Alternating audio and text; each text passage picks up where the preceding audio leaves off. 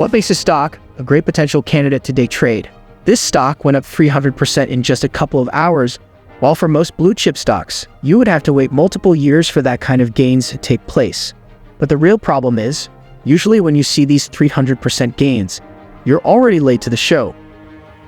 So how do we find these stocks that make these massive moves like this before they even happen, so we can take advantage of it? Well, to understand how to find big gainers, we first have to understand volume. Volume is the total quantity of shares traded by traders for a specific stock. So the more buyers and sellers, the higher the volume. Volume can be a great indication if a stock is hot or not. As a day trader, you'll quickly realize that price movement is your friend. That's why day traders like volume so much, because when there's a lot of volume, the price will move a lot more, and that too, in seconds, giving us more opportunities for trading. While if you trade a stock with little to no volume, it's not going to be moving as much, resulting in fewer amounts of opportunities. And not only that, traders like volume for liquidity reasons, as if you're a buyer and you want to sell your position at a specific point, you can only sell that position if there's another buyer. So when there are low amounts of volume, it might be hard for you to find another buyer, resulting in it being harder for you to exit your position. So we now know the impact volume has on a stock. So is the volume only a factor that decides the price movement? Well, there's actually a few factors. One is scarcity. I'm sure you've all heard the good old supply and demand. If there is a low supply of something and a lot of demand for it, that'll increase the price. So we identified that volume is the demand in a type of way. But the question is, how do we identify the supply? The answer is the float. The float is the total amount of shares available for public investors to buy and sell. Some companies like Amazon have 450 million shares out there in circulation, while other companies like some penny stocks only have a couple million shares out there.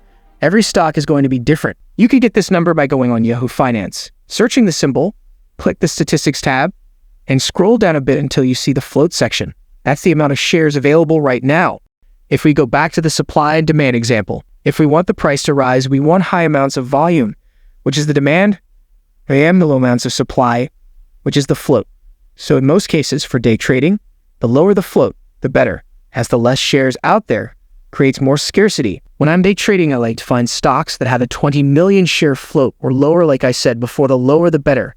If it has anything more than 20 million, I won't day trade it, unless it's a really slow day and there aren't a lot of options out there.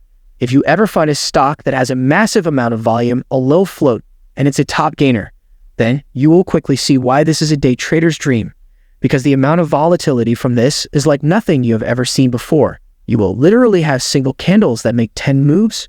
So in day trading, those should really be your filters. Now, filters are important, but what's even more important is news. News is such a huge part of day trading because a company with insanely great news has a greater chance of blowing up. Maybe they found a cure to a specific type of cancer, maybe they just made a partnership with another big company, or maybe they just crushed their earnings for that quarter. All of these news catalysts would result in a huge spike in price for that specific stock. Companies will release news articles every single trading day of the morning, sometimes as early as 4 in the morning to as late as 9 a.m. Eastern Standard Time. Our goal is to find the news article as early as possible and decide if it's a good news article or not, then enter and hopefully make a trade like this on, where we get in before everyone else even realizes the news.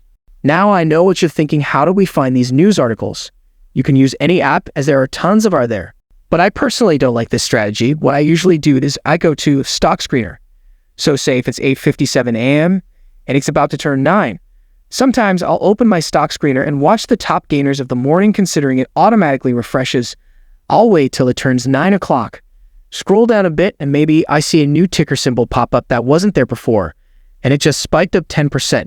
You can then simply go to Yahoo Finance, which is completely free. Search the ticker symbol, then hopefully there's a news article that came out in the past 10 minutes. And yes, you can still jump into that stock, as there is still room for more gains. You can also do the same thing with relative volume. Relative volume tells us how many shares have been traded in relation to how many shares are usually traded. So if a stock has a relative volume of 60, that means the volume right now is 60 times higher than normal. Which in most cases means it has a good news catalyst. But if you want to find the news as soon as it comes out, before even the stock reacts, one way I found great success with is using a news scanner. Just like a stock scanner, a news scanner is constantly refreshing, finding the best news. So instead of finding the price movement first, then searching up the news article, we get the news article first and enter before the price has even moved. Now there's a lot of different news screeners out there. Some are free, but not as good. Some are great, but cost money. There's a lot of options. This is up to you to find the right one based off your needs.